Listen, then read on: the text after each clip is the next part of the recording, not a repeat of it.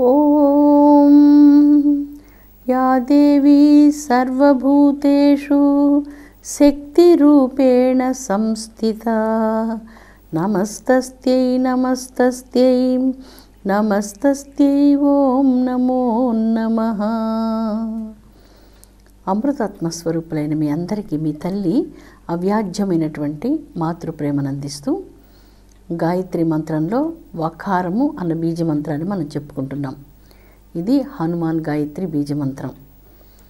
శక్తి కావాలి. ప్రధానంగా మానవ జాతి దివ్యమైనటువంటి శక్తితో విరాజిల్లాలి.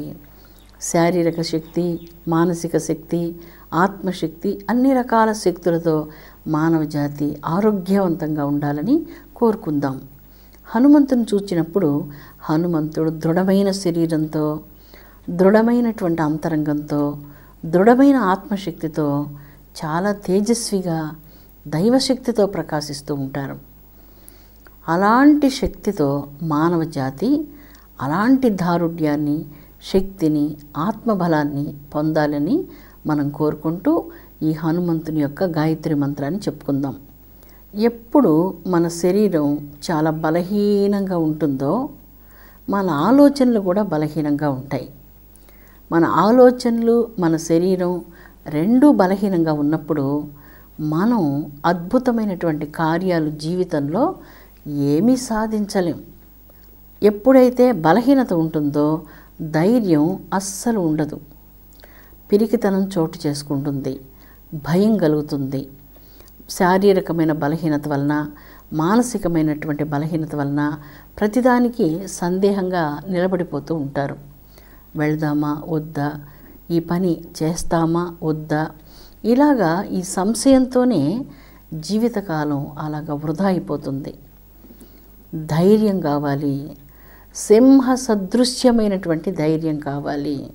అలాంటి బలంతో మనిషి విరాజిల్లాలి. సింహ సదృశ్యమైనటువంటి మనోబలం కావాలి. సింహ సదృశ్యమైనటువంటి శారీరక బలం కావాలి. అలాంటి ఆత్మబలం కావాలి. ఈ బలాలన్నిటినీ ప్రసాదించేది గాయత్రి మంత్రం. దైవ ప్రార్థన, దైవ ధ్యానం అద్భుతమైనటువంటి సింహ పరాక్రమ సదృశ్యమైనటువంటి బలాన్ని ప్రసాదిస్తుంది. దైవ ధ్యానం అలాంటి శక్తినిస్తుంది. ధైర్యంతో ఉండాలి, శక్తితో ఉండాలి. యువత ఆరోగ్యంగా ఉండాలి. ఆరోగ్యవంతమైనటువంటి యువతే దేశానికి చాలా ప్రధానంగా ఉపయుక్తమవుతుంది. ఈరోజు యువత అంతా మెంటల్ డిప్రెషన్లో ఉన్నాము. యువతరంలో ఎవరినన్నా చూడండి, చాలా దిగులుగా, మాకు డిప్రెషన్ వచ్చింది, మేము మందులు తీసుకుంటున్నాము. అందరూ డిప్రెషన్లో ఉంటే దేశం యొక్క ఫ్యూచర్ ఎలా ఉంటుందో చూడండి. ప్రపంచ భవిష్యత్తు ఎలా ఉంటుందో మీరే ఆలోచించండి. అందువలన అతిగా నిద్రించినా కూడా అనారోగ్యం కలుగుతుంది.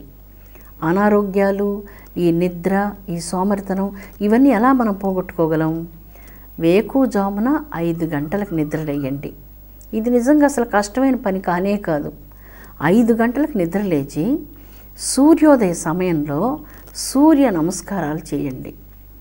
ఈ సూర్య నమస్కారాల వలన శారీరకంగా మంచి వ్యాయామం కలుగుతుంది, ఆరోగ్యం కలుగుతుంది, తేజస్సు కలుగుతుంది, ఆత్మశక్తి, మానసిక బలం ఇవన్నీ మీ హృదయంలో పెంపొందుతాయి.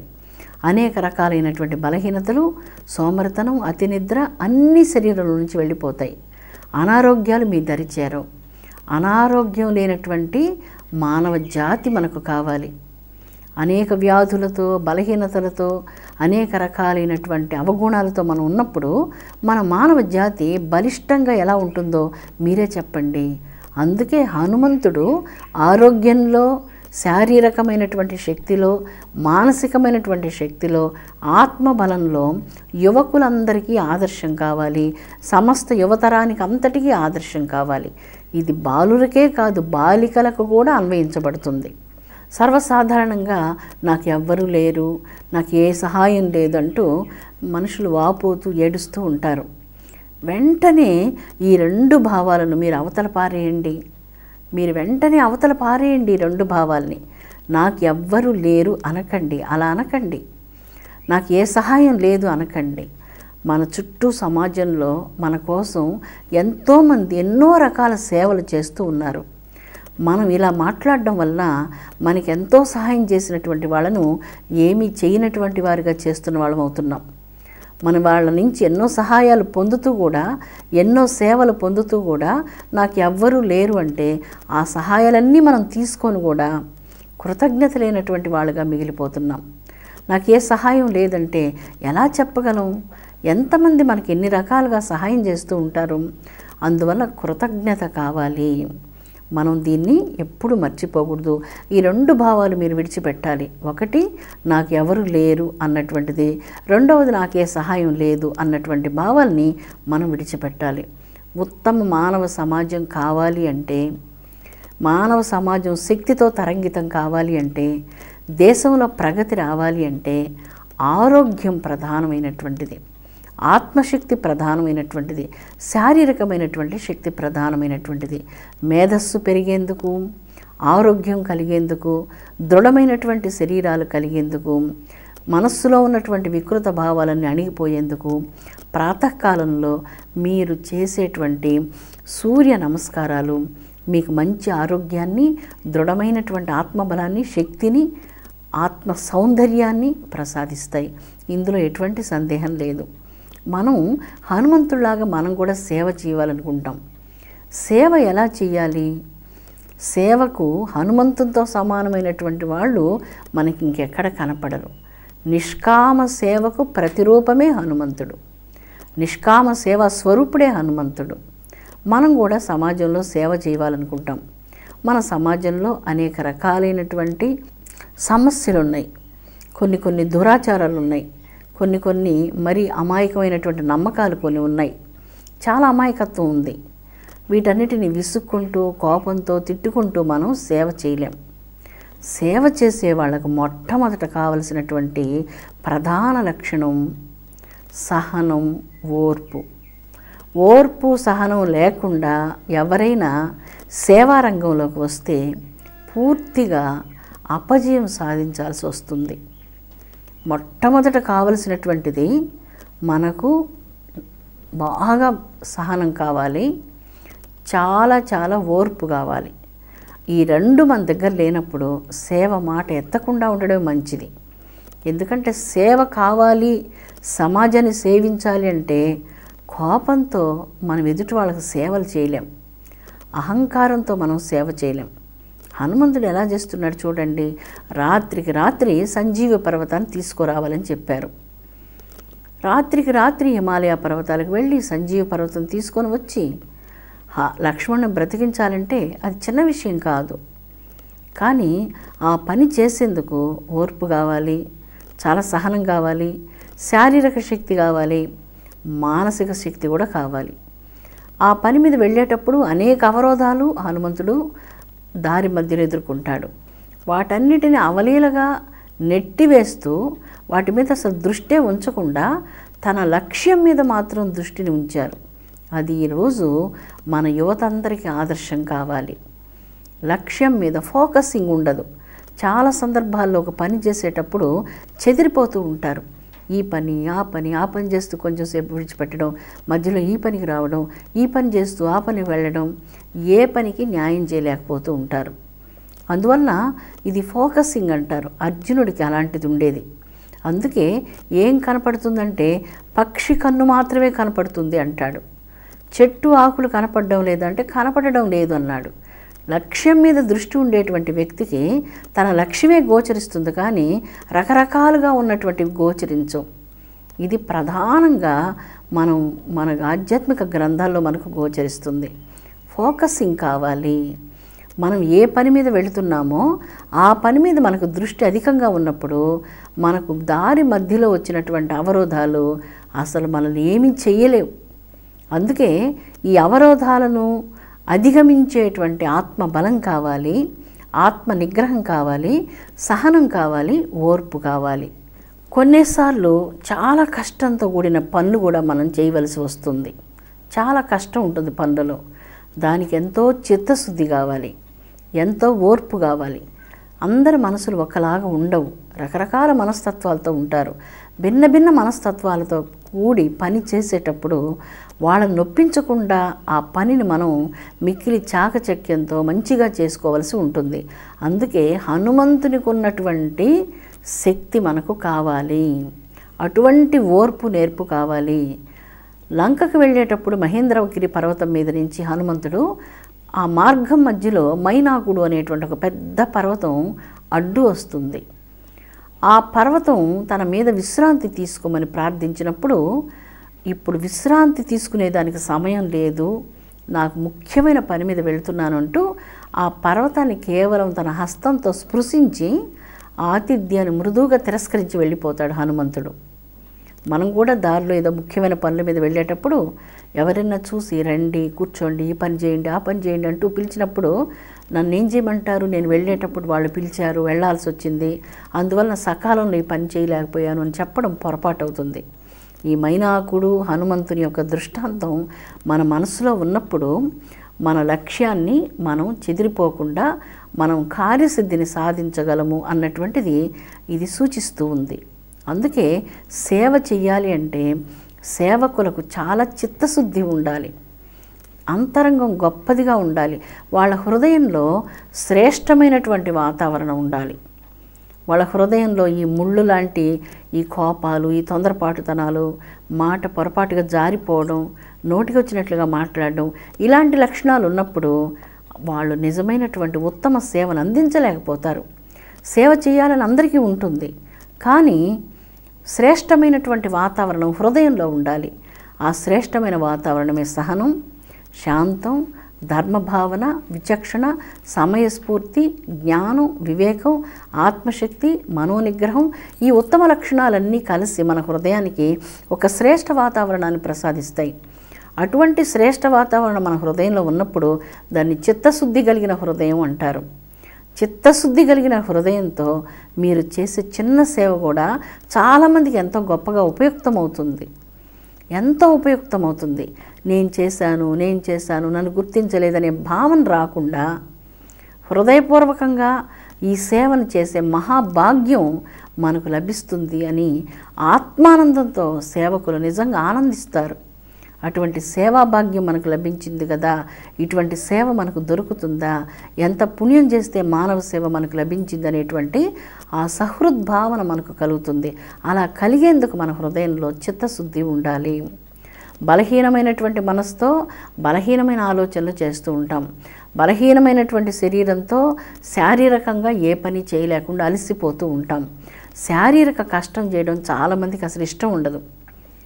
కూర్చొని చేసే పని చాలామందికి ఇష్టం. శారీరకంగా కష్టపడాలంటే చాలామందికి చాలా అయిష్టతగా ఉంటుంది. ఎందుకు చేయాలి మనం శారీరక కష్టం అనుకుంటారు. శారీరకంగా ఎప్పుడైతే మీరు కష్టపడతారో మీ శరీరం చాలా నిర్మలంగా ఉంటుంది. మీరు శ్రమైక జీవులను చూడండి, ఫ్యాక్టరీలో పనిచేసేవాళ్ళు, పొలాల్లో పనిచేసేవాళ్ళు, రోడ్ల పనులు చేసేవాళ్ళు, భవన నిర్మాణంలో ఉపయోగపడేవాళ్ళు, వడ్రంగి పనిచేసేవాళ్ళు, రకరకాల పనులు చేస్తూ ఉంటారు. చేతి వృత్తుల పనులు చేసే వాళ్ళందరూ కూడా శారీరకంగా చాలా కష్టపడుతూ ఉంటారు, చాలా బరువులు మోస్తూ ఉంటారు. వాళ్ళ హృదయం చాలా నిర్మలంగా ప్రశాంతంగా ఉంటుంది. దినం నుంచి ఉదయం నుంచి సాయంకాలం వరకు కూలీ పని చేసే వ్యక్తి తనకు వచ్చేటువంటి 100 రూపాయలకో 150 రూపాయలకో ఎవరిని మోసం చేసేది ఏమీ ఉండదు. చాలా మంచి మనసుతో నిర్మల హృదయంతో ఉంటారు. శారీరకమైనటువంటి కష్టం శరీరానికి మానసిక ఒత్తిడిని లేకుండా చేస్తుంది, నిర్మల అంతఃకరణాన్ని ఇస్తుంది, పవిత్రతనిస్తుంది. శ్రమజీవులందరూ చాలా వరకు నిర్మలంగా ఉంటారు. వాళ్ళలో కొంతమంది కొన్ని పొరపాట్లు చేయొచ్చు, కానీ మనం ప్రధానంగా చాలామందిని చూసినప్పుడు చాలా నిర్మలంగా ఉంటారు. వాళ్ళ మాటలు చాలా స్వచ్ఛంగా పవిత్ర భావాలతో ఉంటాయి. కపటాలు ఇటువంటివి వంచనలు వాళ్ళకి తెలియదు. చాలా స్వచ్ఛంగా చాలా పవిత్రంగా ఉంటారు. అలాగ శ్రమ చేస్తూ ఉంటారు అనేక రంగాల్లో. అందువల్ల శారీరక శ్రమ మనం కూడా చేసినప్పుడు నిర్మలత్వం కలుగుతుంది. అందుకని నడవండి, మీరు బాగా నడవండి, పనులు చేయండి, ఇంట్లో పనులన్నీ చేసుకోండి. ఏ పని మీద కూడా ఒకరి మీద ఆధారపడకుండా ఉండండి. ఈ ఆధారపడడం అనేటువంటిది ఇంట్లోనే మనకు ప్రారంభమవుతుంది. ప్రతి చిన్న పనికి ఎదుటి వాళ్ళ మీద ఆధారపడుతూ ఆ పని మనకు వాళ్ళు సకాలంలో అందించలేనప్పుడు వాళ్ళని కోపంతో తిట్టడం, ఇంటి వాతావరణం అంతా చాలా ఈ కోపతాపాలతో ఒక వికృతమైనటువంటి వాతావరణం తయారవుతుంది. ఆ ఇంట్లో శాంతిగా ఉండదు. అదే మనకు బయటకు వెళ్ళిన తర్వాత కూడా అలవాటు అవుతుంది. మనకు గవర్నమెంట్ ఏం చేయలేదు, ప్రభుత్వం మాకేం చేయలేదు అంటూ అలాగా మనం చాలా వేదన చెందుతూ ఉంటాం. ఇది బాగా పొరపాటు అనిపిస్తుంది. ఎదుటి వాళ్ళు నాకేం చేయలేదు, ప్రభుత్వం నాకేం చేయలేదు ఇలా అనుకుంటూ ఉండడం కంటే మన కాళ్ళ మీద మనం స్వయంగా నిలబడడానికి ప్రయత్నం చేయాలి. ఎంతవరకు ఎవరు మనకి ఎదుటి వాళ్ళు చేస్తారు మీరు కూడా ఆలోచించండి. ఎందుకు వాళ్ళు మనకు చెయ్యాలి? మన కాళ్ళ మీద మనం నిలబడాలి. మనమే ఒక మహావృక్షంగా ఎదగాలి. మనం ఎంతోమందికి సేవ చేయాలి. ఈ భావన మన హృదయంలోకి వచ్చినప్పుడు ఎదుటి వాళ్ళు మనకేం చేయలేదు, దేశం కానీ ప్రభుత్వం కానీ ఎవ్వరు మనకేం చేయలేదనేటువంటి వేదన మనకు ఉండదు. ఆ అపోహ మన హృదయంలోంచి తొలగిపోతుంది. మనంతట మనం ఎదగాలి, మనంతట మనం శక్తివంతులం కావాలి. ఎంత ఎదగాలి? హనుమంతుడు అప్పుడప్పుడు తన శరీరాన్ని పెద్ద శరీరంగా చేసి విశ్వరూపాన్ని లాంటి చూపిస్తూ ఉంటాడు. అలాగా ఎదగాలి మనిషి. జీవితంలో అంత ఉన్నత శిఖరాలకు ఎదగాలి. తానే ఇంకొకరికి ఆలంబన కావాలి. ఒకరి దగ్గరికి వెళ్ళి నాకు సహాయం చేయలేదు, నాకు ఎవ్వరూ ఏ సహాయం చేయడం లేదు, ప్రభుత్వం మాకేం సహాయం చేయడం లేదనేటువంటి మాటను కూడా మనం వదిలేద్దాం. ఈ మాటలను పూర్తిగా వదిలేద్దాం. మన గ్రామంలో ఏదైనా కష్టం వచ్చినప్పుడు మన గ్రామానికి మనమే సేవ చేసుకుందాం. అక్కడ ఉన్న రోడ్లు మనమే వేసుకుందాం. అక్కడ బాగా పచ్చదనం వచ్చే విధంగా చెట్లు నాటొచ్చు. మన గ్రామాల్లో యువతరం చాలామంది ఉన్నారు. వాళ్ళందరినీ సమీకరించి వాళ్ళ చేత ఆ గ్రామానికి పరిశుద్ధ కార్యక్రమం, చెట్లు నాటేటువంటిది, రోడ్లు వేసుకునేటువంటిది, బావులు తవ్వించుకోవడం, ఆ గ్రామానికి ఏదేది అవసరమో అందరం సంతోషంగా మనం అలాగ చేసుకోవచ్చు. అప్పుడు మనం ప్రభుత్వం సహాయం కోసం ఎదురు చూడనక్కర్లేదు. ప్రభుత్వానికే మనం ఇంకా సేవ చేయవచ్చు. మన దేశానికి మనం ఎంతో సేవ చేయవచ్చు, ఎంతో ఎదగవచ్చు. అందుకని హనుమంతుడు తన యొక్క శరీరాన్ని ఎంతో ఎత్తుగా పెంచి అద్భుతమైనటువంటి తన విశ్వరూపాన్ని ఎలాగ చూపిస్తాడో ప్రతి మానవుడు కూడా తనలో ఉన్నటువంటి దైవశక్తిని వెలికి తీయాలి. తనలో ఉన్నటువంటి ఆత్మబలాన్ని అలాగ వెలికి తీయాలి. తనలో ఉన్నటువంటి చైతన్య శక్తులన్నిటినీ తాను ఉపయోగించుకొని తన జీవితానికి ఉపయుక్తమయ్యే విధంగా చూసుకోవాలి. అలా చేయాలన్నటువంటిది హనుమంతుని జీవితంలో మనకు ఆదర్శంగా గోచరిస్తుంది. అంతేకాని ప్రభుత్వం మాకేం చేయలేదు, మాకు ఎవ్వరు, మా బంధువులు మాకే సహాయం లేదు, నాకు ఎవ్వరూ లేరు, నాకే సహాయం లేదనేటువంటి మాటలు అవి మనం వాటి నుంచి విముక్తి మనకు రావాలి. అవి మనల్ని బంధించేస్తున్నాయి. ఆ మాటలు, ఆ భావాలు మనల్ని బంధించేస్తున్నాయి. ఆ బంధనం నుంచి మనకు విమోచనం కావాలి. ఈ భావాలన్నీ, ఈ అపోహలు, ఈ యొక్క వేదనాపూరితమైన భావాల నుంచి మనకు విమోచనం కావాలి. నేను కష్టపడాలి, నేను కష్టపడి పనిచేయాలి, నా కష్టార్జితాన్ని నేను తినాలి, అక్రమంగా వచ్చినటువంటిది నాకు వద్దు అన్నటువంటి భావన కావాలి. నేనే ఇంకా ఎదుటి వాళ్ళకి పెట్టాలి, నా నుంచి ఎదుటి వాళ్ళకి సహాయం కావాలి. ఈ భావన శ్రేష్టతరమైనటువంటి హృదయాన్ని మనకు ప్రసాదిస్తుంది. ఇందాక మనం ఒక మాట చెప్పుకున్నాం, చిత్తశుద్ధి అని. చిత్తశుద్ధి అంటే శ్రేష్టమైనటువంటి వాతావరణం మన అంతరంగంలో కలిగి ఉండడం. చాలా శ్రేష్టమైనటువంటిది ఆ వాతావరణం. ఒకరు నాకొచ్చి సహాయం చెయ్యాలి అనుకోవడం కంటే నేను ఎవరికైనా సేవ చెయ్యాలి, ఆ సేవ చేసే ముందర ఎలాగా ఉండాలి అన్నప్పుడు సేవ చేసేందుకు పరిస్థితులు మన చుట్టూ ఉన్నటువంటివి చాలా క్లిష్టతరమైనటువంటి పరిస్థితులు ఉంటాయి. మనం చెప్పుకున్నాం, సమాజంలో ఇంకా చాలా దురాచారాలు ఉన్నాయి. కొన్ని అవన్నీ తెలియకుండా చదువులేనందువలన కొన్ని రకాలైనటువంటి అమాయకపు నమ్మకాలు వీటిల్లో చిక్కి ఉన్నారు. ఇలాంటి సమాజంలోకి వెళ్ళి సేవ చేసేందుకు చాలా ధైర్యం కావాలి. ఇది ఏదో మనుషుల్ని మార్చి ఇలాగ మాటలు చెప్పడం, వాళ్ళకి ఏదో కొంత ధనం ఇవ్వడం కాదు కదా. సమాజంలో ఉన్నతమైనటువంటి శ్రేష్టమైన వ్యక్తిత్వం కలిగినటువంటి వ్యక్తులు రూపొందాలి. ఉన్నతమైనటువంటి వ్యక్తులు రూపొందాలి. అన్ని వర్గాల్లో నుంచి కూడా అలాంటి వ్యక్తులు రావాలి. అన్ని వర్గాల్లోంచి, చతురాశ్రమాలలోంచి అలాంటి వ్యక్తులు రావాలి. సేవలో మనం చాలా రకాలైనటువంటి ఫోర్సెస్ ఎదుర్కోవాల్సి వస్తుంది, ఒత్తిడిలు ఎదుర్కోవాల్సి వస్తుంది. సేవను మన హృదయాలకు మనం స్వాగతించుకోవాలి. నేను సేవ చేయాలి, నేను నిజంగా సేవ చేయాలి, పేరు కోసం నేను చేయకూడదు, ఒక చూడాలని నేను చేసేది కాదు, ఈ సేవ నాకు కావాలి, నాకు నేను సేవ చేసుకోవాలి, ఉద్ధరేనాత్మనాత్మానం, నా పనులన్నీ నేను చేసుకోవాలి, నేను ఎవరి మీద ఆధారపడకూడదు, నా కాళ్ళ మీద నేను నిలబడాలి, ఒకరి నుంచి నేను ఏ సహాయం చేతులు చాపి అడగకూడదు, నా చేతులు ఎప్పుడు ఎదుటి వాళ్ళకి సేవ చేసే విధంగా ఉండాలి అంటూ సేవను మనకు మనం స్వాగతించుకోవాలి. ఎవరికైనా ఎప్పుడైనా ఆపద కలిగినప్పుడు, శ్రీరామచంద్రునికి ఆపద కలిగినప్పుడు హనుమంతుడు ఆ ముద్రికను తీసుకొని బయలుదేరి సీతమ్మను దర్శనం చేసి దృష్ట్వాతు సీత అంటూ సీతమ్మ సందేశాన్ని రాగానే శ్రీరామచంద్రునికి ఆ సందేశాన్ని తెలియజేసి ఆయన హృదయానికి శాంతినిచ్చాడు. అది గొప్ప సేవ కదా, చాలా గొప్ప సేవ. సీతమ్మ లంకలో చాలా వేదనాభరితమైనటువంటి పరిస్థితుల్లో ఉన్నప్పుడు లంకకు వెళ్ళి తన జడతో ఆత్మహత్య చేసుకోవాలని చూస్తూ ఉంటుంది సీతమ్మ తల్లి. ఆ సీతమ్మ తల్లికి రామకథను వినిపించి చాలా వినయంగా మర్యాదగా తాను మహాభక్తుడనంటూ తనను తాను ప్రకటించుకోకుండా, రామునికి తాను చాలా గొప్ప సేవకుడునంటూ అలాగా ప్రకటించుకోకుండా, ఓ సీతమ్మ, నీలాగా రాముని ప్రేమించగలిగే వాళ్ళు ఎవరన్నారమ్మా, నీ ముందు నేను ఎంతమ్మా అంటూ ఆ వినయాన్ని ప్రకటించాడు హనుమంతుడు. సీతమ్మ, నీ ముందు నేను ఎంతటి వాణ్ణమ్మా రాముని హృదయంలో ఉండేందుకు, నీవు మహాభక్తురాలు, నిరంతరం రామనామ స్మరణంతో నీవు నిరంతరం నీ హృదయం అలాగా పొంగిపోతూ ఉంటుంది, నీ భక్తి ముందు మా అందరి భక్తి ఏపాటిదమ్మా అంటాడు హనుమంతుడు. అలాంటి వినయశీలి సీతమ్మకు ఆపదలో ఉన్న సీతమ్మకు రామనామాన్ని వినిపించి, రామకథను వినిపించి మనసుకు సాంత్వన కలిగించినటువంటి వాడు. సేవను ఆ రకంగా చేశాడు హనుమంతుడు. భరతుడు ప్రాయోపవేశం చేస్తున్నప్పుడు ఆ ప్రాయోపవేశం నుంచి విముఖతను కలిగించి రామదర్శనం కోసం నిరీక్షించే విధంగా చేసినటువంటి వాడు హనుమంతుడు.